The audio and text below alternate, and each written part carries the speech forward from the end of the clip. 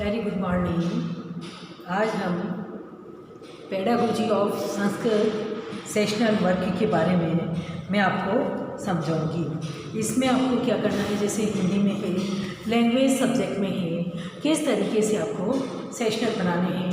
Front page आपके college का नाम, आपका नाम, आपकी फैकल्टी का नाम, सेकंड आपका इंडेक्स। जब इंट्रोडक्शन में ये सारी चीज़ें आपको बता दी गई हैं, उसके अकॉर्डिंग आप बनाएंगे।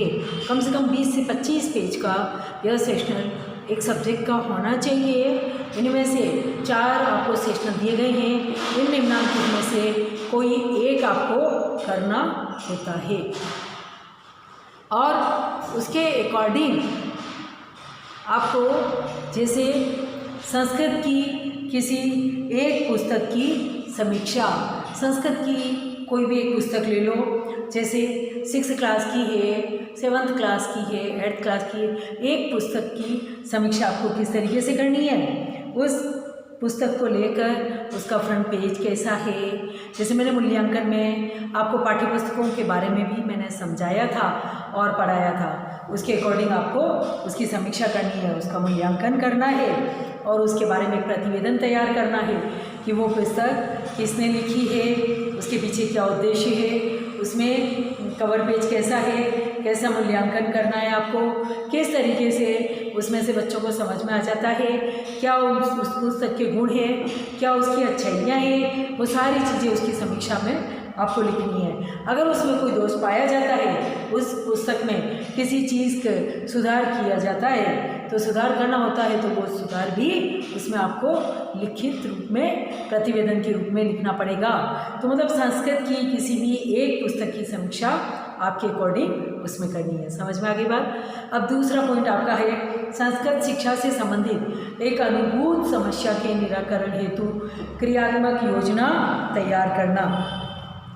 क्रियात्मक योजना, मैंने क्रियात्मक अनुसंधान का भी आपको समझाया था।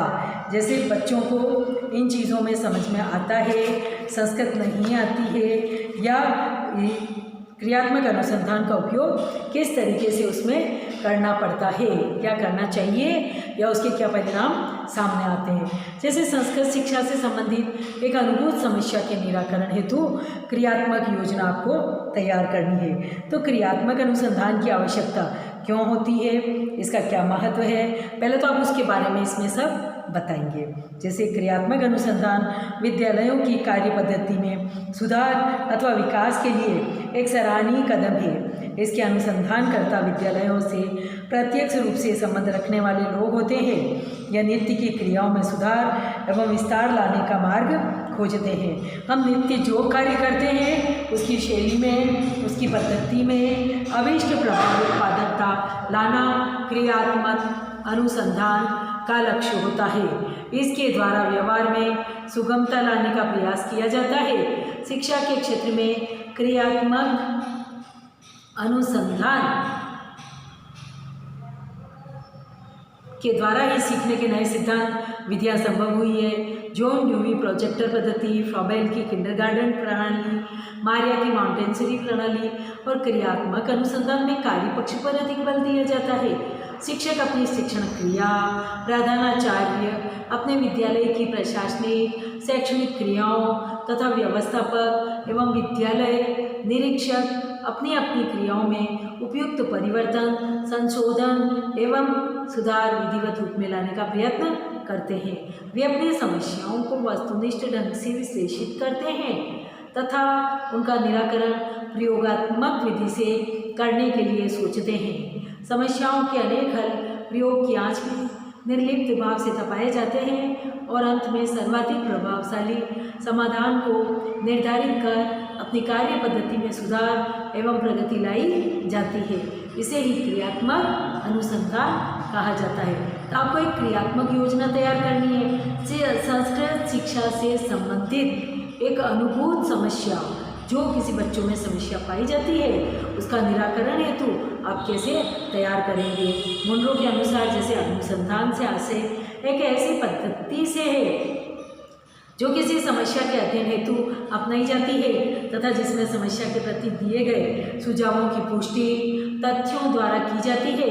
ये तथ्य संपत्ति के रूप में अथवा विवरण पत्रों, लेख पत्रों, प्रश्नावलियों के उत्तरों और परीक्षाओं के अंकों तथा प्रयोगों द्वारा प्राप्त होने वाले प्रदत्तों के रूप में भी हो सकते हैं। कहने का अर्थ यह है कि अनुसंधान किसी समस्या का विधिवत विश्लेषण एवं अध्ययन है।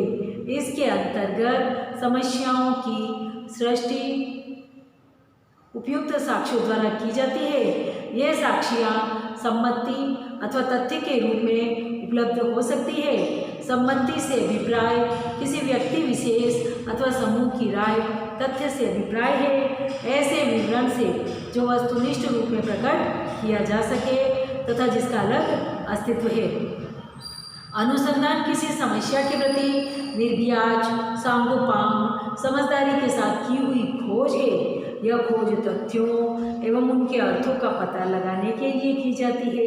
उनके विचारानुसार अनुसंधान द्वारा प्राप्त फल प्रामाणिक एवं समर्थनीय हो तथा उसके अधीन क्षेत्र में नए ज्ञान की वृद्धि होनी चाहिए।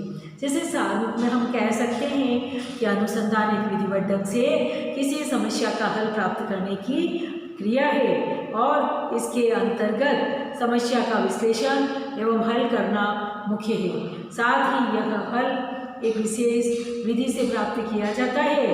प्रत्येक अनुसंधान का आरंभ समस्या की अनुभूति से होता है और उसका अंत उस समस्या विशेष का हल प्राप्त करने के रूप में होता है। अनुसंधान का अंतिम लक्ष्य कुछ सामान्य सत्यों को निर्धारित करना है। इसे हम अनुसंधान का गंतव्य स्थल कह सकते हैं।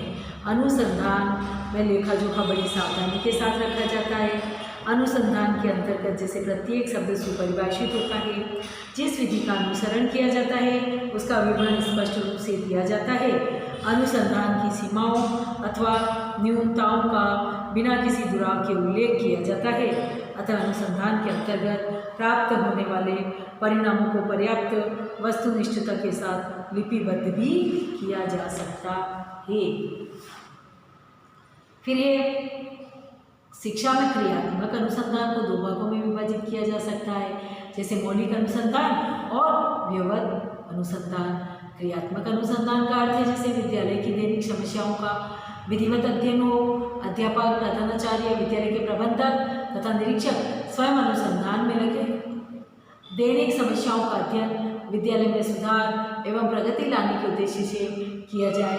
सभी अभ्यासकर्ता, अध्यापक, प्रधानाचार्य, निरीक्षक एक वैज्ञानिक दृष्टि अपनाएं तथा शैक्षणिक परिस्थितियों में अपनी रुचियों, व्यक्तिगत पक्षपातों तथा पूर्व के ग्रहों पर पर्याप्त निरोध रखें। विद्यालय की कार्य पद्धति में प्रजातंत्रात्मक मूल्यों को पर्याप्त स्थान मिले और किसी व्यक्ति विशेष की अनावश्यक एक तंत्र बौद्धिक अथवा सामाजिक क्षेत्र में प्राप्त न हो। अध्यापकों तथा प्रधानाचार्यों में अपने कर्तव्यों एवं उत्तरदायित्वों के प्रति चेतनता आए ताकि वे शैक्षणिक समस्याओं के प्रति संवेदनशील बन सके। अभ्यासकर्ता, अध्यापक, प्रधानाचार्य, निरीक्षक, व्यवस्थापक अपने निर्णयों तथा कार्यों में सुधार एवं संशोधन वस्तुनिष्ठ दृष्टि से ला सके। तो जैसे अनुसंधान के निम्नलिखित पद कौन से हैं? आप क्रियात्मक योजना तो तैयार करोगे, उसके लिए कैसे संबंधित मतलब संस्कृत शिक्षा से संबंधित एक अनुभूत समस्या आपके सामने है और उसके लिए आपको अनुसंधान करना है, क्रियात्मक एक योजना बनानी है। फर्स्ट है समस्या की पहचान एवं चयन। क्रियात्मक अनुसंधान का सबसे पहला पद है समस्या की अनुभूति। अनुभूति संबंधित एक अनुभूति कैसे अनुसंधान करता समस्या अनुभव नहीं कर रहा हो तो अनुसंधान किस बात का? समस्या तो होती है, समस्या अनुभव होने के बाद उस समस्या को भली प्रकार से पहचान कर और उसे स्पष्ट करना चाहिए। समस्या जितनी स्पष्ट होगी उसका निदान भी उतना ही स्पष्ट होगा। सेकंड है समस्या का सीमांकन एवं परिभाषीकरण। समस्या का सीमांकन एवं परिभाषीकरण अनुसंधान को व्यवस्थित रूप से एक निश्चित दिशा प्रदान करता है। अनुसंधानकर्ता को अपने अनुसंधान की समस्या का क्षेत्र स्पष्ट कर उसका सीमांकन करना चाहिए। उसके अनुसंधान की समस्या वर्तनी की है, उच्चारण की है या सुंदर लेख की है, इस सभी का सीमांकन अनुसंधानकर्ता को करना चाहिए और सीमांकन के बाद अपनी समस्या को भलीभांति परिभाषित करना चाहिए। परिभाषा में आए शब्दों, वाक्यों आदि का स्पष्टीकरण भली प्रकार करना चाहिए। समस्या के लक्ष्य, समस्या के कारणों का विश्लेषण। इस पद पर अनुसंधानकर्ता को समस्या के कारणों का पता लगाना होता है कि संस्कृत शिक्षा से संबंधित एक कौन सी समस्या इसमें आ रही है। इसके लिए उसे अनेक साक्षियों को एकत्र करना होता है। साक्षियों और कारणों की सूची तैयार करने के बाद उसे कारणों का विश्लेषण कर यह पता लगाना होता है कि उनमें से कौन से कारण सही हैं और वे किस सीमा तक उस समस्या के लिए उत्तरदायी होते हैं। क्रियात्मक उपकल्पनाओं का निर्माण। समस्या के कारणों का विश्लेषण करने के बाद अनुसंधानकर्ता को यह सोचना होता है कि इन कारणों को किस प्रकार दूर किया जा सकता है, किन क्रियाओं के द्वारा समस्या का समाधान हो सकता है। वैज्ञानिक भाषा में इस क्रिया को क्रियात्मक उपकल्पनाओं का निर्माण कहते हैं और क्रियात्मक उपकल्पनाएं समस्या का संभावित समाधान होती है। अनुसंधानकर्ता को क्रियात्मक उपकल्पनाओं का निर्माण बहुत सोच समझकर करना चाहिए। वन जी क्रियात्मक उपकल्पनाओं का निर्माण करता है, उनका समस्या से तर्कपूर्ण संबंध होना चाहिए, पूर्ण और स्पष्ट होनी चाहिए, अतः उद्देश्य पूर्ति में सहायक होनी चाहिए और उनको उपयोग द्वारा सत्यापित किया जा सके। क्रियात्मक कल्पनाओं के परीक्षण हेतु उपयुक्त रूपरेखा का निर्माण भी उनको करना पड़ता है। क्रियात्मक उपकल्पनाओं के निर्माण के बाद ही उनका सत्यापन किया जाता है। इस पद पर अनुसंधानकर्ता को क्रियात्मक उपकल्पनाओं की सत्यता परखने के लिए उपयुक्त रूपरेखा तैयार करनी होती है। उसको इस बात पर गहन विचार करना होता है वह इन क्रियाओं को किस प्रकार संपादित करेगा। वह उपलब्ध समय, संसाधन तथा स्थितियों आदि को ध्यान में रखते हुए एक रूपरेखा तैयार करता है जिससे कि उन क्रियात्मक उपकल्पनाओं का भली प्रकार से सत्यापन किया जा सके। क्रियात्मक उपकल्पनाओं का सत्यापन। इस पद पर अनुसंधानकर्ता क्रियात्मक उपकल्पनाओं के परीक्षण हेतु पूर्व निर्धारित रूपरेखा के अनुसार क्रियाओं को संपादित करता है। कोई क्रियात्मक उपकल्पना लक्ष्य की प्राप्ति में कितनी सहायक है यह जानने के लिए अनेक प्रविधियाँ हैं, जैसे निरीक्षण, सम्मति प्राप्त करना, प्रश्नावली, साक्षात्कार, रेटिंग स्केल तथा सांख्यिकी। अनुसंधानकर्ता को अपनी परिस्थिति और सीमाओं की जो प्रविधि उपयुक्त लगे उसे सत्यापन के लिए उपयोग में लाना चाहिए। फिर नेक्स्ट इसमें आएगा जैसे निष्कर्ष प्रतिपादन। कल्पनाओं के सत्यापन से यह पता लगाया जाता है कि कौन सी क्रियात्मक उपकल्पना समस्या के समाधान में कितनी सहायक सिद्ध हुई है। इस पर अनुसंधानकर्ता उपयोगी परिकल्पनाओं के आधार पर वरीयता क्रम बनाता है और जो उपयोगी है उसको छोड़ देता है। अनुसंधानकर्ता उपयोगी परिकल्पनाओं के उपयोग का निर्णय लेता है, उनके आधार पर समस्याओं को दूर कर निष्कर्ष प्राप्त करता है। क्रियात्मक अनुसंधान उपकल्पनाओं के निर्माण, उनके सत्यापन और निष्कर्ष प्रतिपादन के आधार पर ही सफल हो पाता है। इसलिए अनुसंधानकर्ता को सभी कार्य अत्यंत सावधानीपूर्वक करने चाहिए। क्रियात्मक अनुसंधान का एक पहलू यह भी है कि वे परिस्थितियों के संदर्भ में ही सार्थक होते हैं। परिस्थितियाँ परिवर्तित होने पर वे सार्थक रहेंगे यह आवश्यक नहीं है। परिस्थितियाँ बदलने पर पुनः नया क्रियात्मक अनुसंधान करना चाहिए। इस प्रकार क्रियात्मक अनुसंधान की प्रक्रिया चलती रहनी चाहिए। यही कारण है कि घेरे में से चक्रवात क्रिया कहाँ है। फिर है इसकी रूपरेखा। हिंदी शिक्षण में क्रियात्मक अनुसंधान की रूपरेखा किस तरीके से बनाएंगे, जैसे मैंने हिंदी शिक्षण की बताई उसी तरीके से अब आपको संस्कृत शिक्षण की क्रियात्मक अनुसंधान की रूपरेखा तैयार करनी है। उसमें फर्स्ट पॉइंट है आपका समस्या, जैसे छात्रों का हस्तलेखन सुंदर न होना या संस्कृत में उनको वाचन करना नहीं आना। तो मतलब एक समस्या को ले लीजिए आप। सेकंड पॉइंट है समस्या कथन। सुंदर लेख के अभाव में अध्यापक छात्रों के लिखित कार्य की अवहेलना करते हैं। क्यों उन्होंने ढंग से नहीं लिखा है, लिखना ढंग से नहीं आ रहा है, मात्रा की मिस्टेक आ रही है, ये सारी चीज़ें उसमें बतानी पड़ती हैं। थर्ड पॉइंट है समस्या का सीमांकन। यह शोध राजकीय उच्च माध्यमिक विद्यालय उदयपुर की कक्षा 6 के छात्रों पर किया गया है। यह शोध किस पे किया जा रहा है, उसका नाम और सारी उसमें अंकित की जाएगी। नेक्स्ट है आपका समस्या परिभाषीकरण। छात्र अक्षरों को समानुपात में नहीं लिखते हैं। छात्र शब्दों में शिरोरेखा नहीं लगाते हैं। ऊपर शिरोरेखा किसे कहते हैं, मैंने आपको क्लास में पहले भी समझाया। ऊपर वाली एक शब्द लिखने के बाद में ऊपर लाइन खींचना ही शिरोरेखा होती है, वो नहीं लगाते हैं। छात्र शब्दों के बीच में पर्याप्त स्थान नहीं रखते हैं। छात्र सीधी रेखाओं में नहीं लिखते हैं। छात्र पुस्तिका में स्याही के धब्बे लगा देते हैं। तो ये सब सारी चीज़ें उनमें समस्या आती रहती है उनमें। फिर है अध्यापक। कक्षा 7 को पढ़ाने वाले सभी अध्यापक होते हैं। कौन कौन से उनके नाम और वो सारी चीज़ें।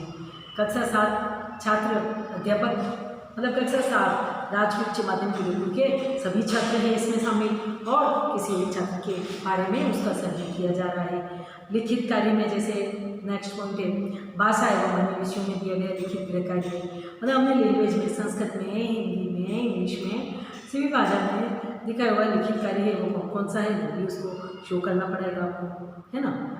नेक्स्ट पॉइंट है आपकी अवहेलना।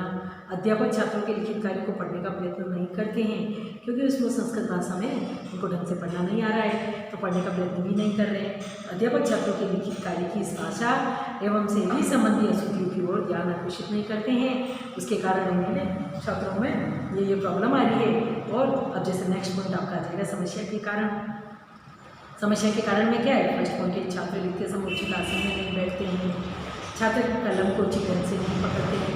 छात्र लिखने में शीघ्रता करते हैं। छात्रों में सफाई की आदत नहीं है। अध्यापक छात्रों के लेख पर ध्यान नहीं देते हैं। छात्र कुछ अक्षरों के निश्चित रूप को नहीं जानते। इनके साक्षी क्या है या क्या है उदाहरण उसमें लिखने हैं। फिर क्रियात्मक परिकल्पनाएं कैसे करेंगे, जैसे यदि छात्र उचित आसन में बैठकर लिखे तो उनका लेख सुधरेगा।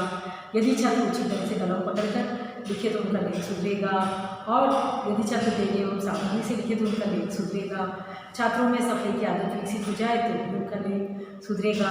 छात्रों को अक्षर की बनावट का स्पष्ट ज्ञान हो तो उनके लेख में भी सुधार होगा। सुंदर लेख लिखने पर पारितोषिक एवं पुनर्बलन दिया जाए। उनको very good, prize, gift, motivational ये सब पुनर्बलन दिया जाए। तो उनको सुंदर लेख न लिखने वालों को अतिरिक्त लेखन कार्य देकर अभ्यास करवाया जाए तो छात्रों के लेख में भी सुधार होगा। तो जो इस प्रकार इसको हम कर सकते हैं, ठीक है। तो ये सारा क्रियात्मक अनुसंधान है। अब आता है आपका थर्ड पॉइंट। थर्ड पॉइंट में है कि संस्कृत की मानक पत्रिका स्टैंडर्ड से कि 2 लेखों का सारांश संस्कृत में तैयार करना। कोई संस्कृत की एक स्टैंडर्ड की बुक ले, उसमें किसी साहित्य का या जर्नल्स या आपकी कोई अच्छा सा मतलब जैसे कहना चाहिए वो साहित्यकार के नाम लेकर उनके किन्हीं 2 लेख का सारांश पूरा संस्कृत में तैयार करना, एक प्रतिवेदन के रूप में आपको तैयार करना पड़ेगा। उसके अकॉर्डिंग जैसे उनका सारांश 2 लेख कौन से हैं वो लेख लिखने हैं आपको, जैसे सत्यमेव जयते है ना, किसने है, क्या लिखा है, किसके बारे में है, इसके बारे में आपको क्या समझ में आता है, ये सारी चीज़ें आप उसमें बतानी पड़ेगी। फिर उसके बाद में संस्कृत की जैसे 2 लेख को तैयार करना है तो शिक्षा के आधार पर आप उन सारी चीज़ें बता सकते हैं, समझा सकते हैं और उसमें सेशनल वर्ग में समझाई जा सकती है, बताई जा सकती है और चीज़ों को वो ढंग से प्रस्तुत करेंगे। फिर उसका मूल्यांकन करेंगे और उन लेखों में क्या क्या चीज़ें दी गई है उन्होंने वो तरीके आपको बताने पड़ेंगे। फिर जैसे कुछ भी चीज़ जो बताई है आपने कहना चाहिए कि संस्कृत की मानक कोई पत्रिका उठा लीजिए, 2 लेख उनमें से ले लीजिए और 2 लेखों में जो पुस्तकों में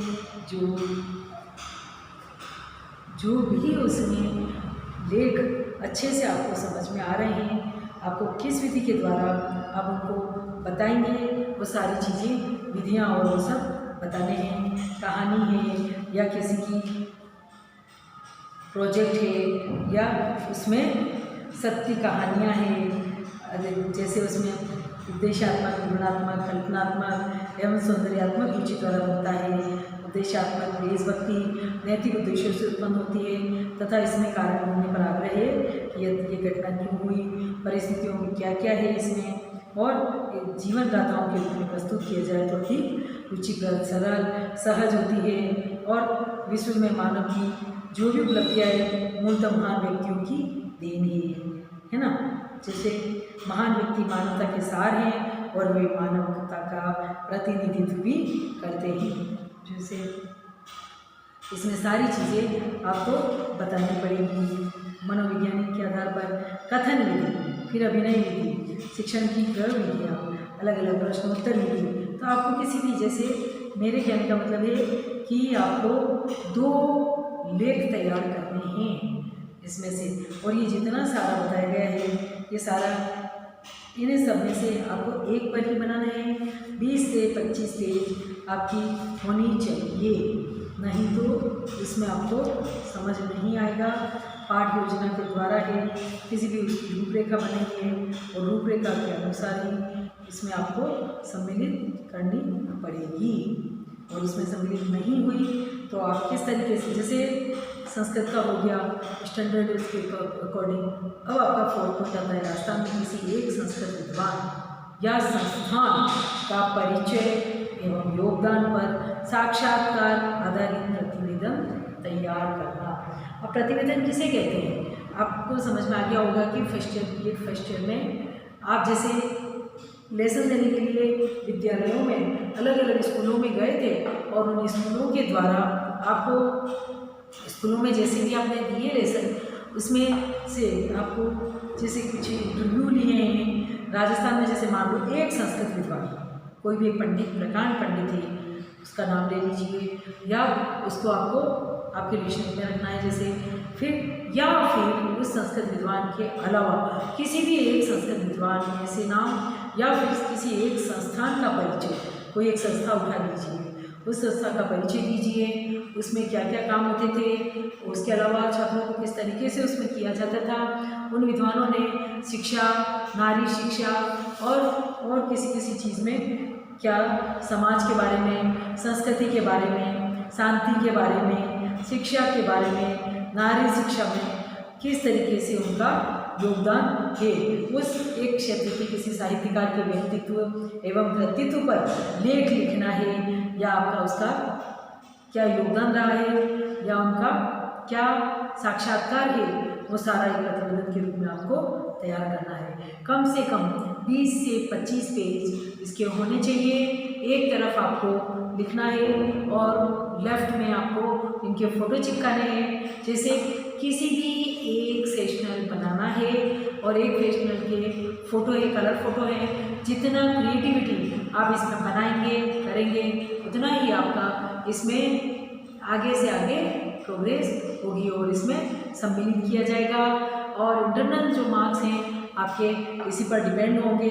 जैसे उसके बाद में फिर अलग अलग प्रतिवेदन तैयार करके इसमें तैयार, जैसे इसमें लैंग्वेज में आप अगर देखना चाहें तो आपको हिंदी, संस्कृत और इंग्लिश, ये तीनों आपके सब्जेक्ट के लैंग्वेज सब्जेक्ट हैं। इन लैंग्वेज सब्जेक्ट के सेशनल एक ही तरीके से और उन्हीं चीज़ों से बनाए जा सकते हैं। अलग अलग आपको ये चीज़ें समझ में आ गई होगी अब तो, है ना। तो अध्यापक जैसे कार्य करते हैं तो दंत कथाएँ हैं अगर किसी की, तो ये जैसे ये परियों और देवी देवताओं पर आधारित होती है, यह कि इस प्रकार की कहानियों को विशेष स्थान न दिया जाए। अध्यापक ऐतिहासिक तथ्य पढ़ने के लिए जो आगे की कक्षाओं में आधार का काम कर सके, जिस युग की कहानी प्रस्तुत की जा रही है उस युग के लिए ऐतिहासिक वातावरण का निर्माण कर सके, साहित्य भूगोल के लिए विस्तृत मानवीय आधार बन सके। कहानी विधि की पूर्ण सफलता अध्यापक पर निर्भर करती है और अध्यापक स्वयं कहानी और उसके पात्रों के साथ तादाद में स्थापित कर सके। कहानी के वातावरण सृजन के रूप में उपयुक्त यह होगा कि घटनास्थलों आदि के चित्र भी प्रस्तुत किए जाएं, छात्रों की रुचि एवं अवदान बनाए रखने के लिए बीच बीच में प्रश्न भी पूछते रहना चाहिए। इसमें कहीं शैक्षिक अध्यापक को चाहिए कि इसका संचय अपने पुस्तकालय में कर सके, कहीं राष्ट्रीय शैक्षिक अनुसंधान एवं प्रशिक्षण परिषद, चिल्ड्रंस बुक ट्रस्ट तथा शिक्षा मंत्रालय के बाल विभाग से प्रकाशित पुस्तक के अध्यापक इसे उपयोग में ला सकते हैं। और मेथड जैसे परंपराएं है ना,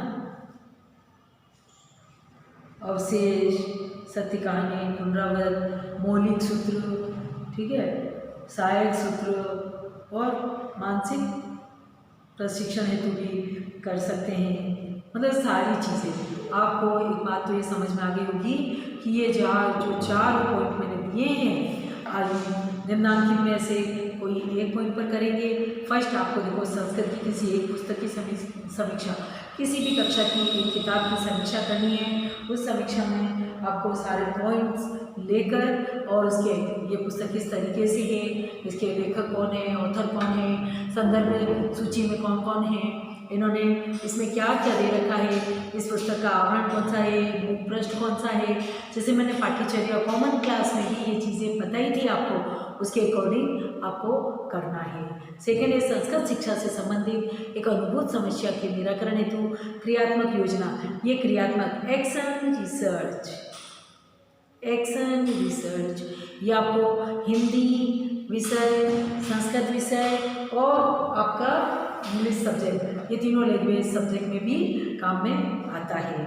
थर्ड पॉइंट आपका आ गया संस्कृत की मानक पत्रिका। सेकेंड 2 लेख तैयार करने हैं, वो संस्कृत में ही तैयार करने हैं। 2 लेख होने चाहिए, 20 से 25 पेज होना चाहिए।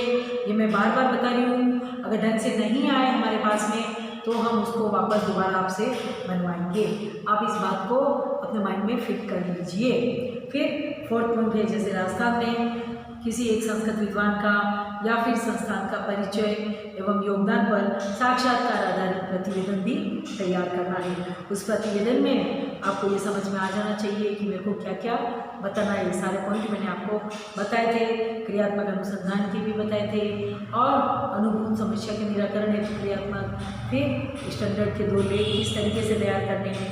आपको इतने अच्छे से सेशनल समझाए गए हैं कि इसमें आपको कोई भी तकलीफ नहीं आनी चाहिए, कोई भी रुकावट नहीं होनी चाहिए। और ये सब पेडागोजी के सब्जेक्ट चल रहे हैं, इन पेडागोजी के सब्जेक्ट में जो सेशनल आप लाएंगे, जिस समय आपका कॉलेज खुलता है आप साथ में लेकर आएंगे, तभी आपको मान्य होगा।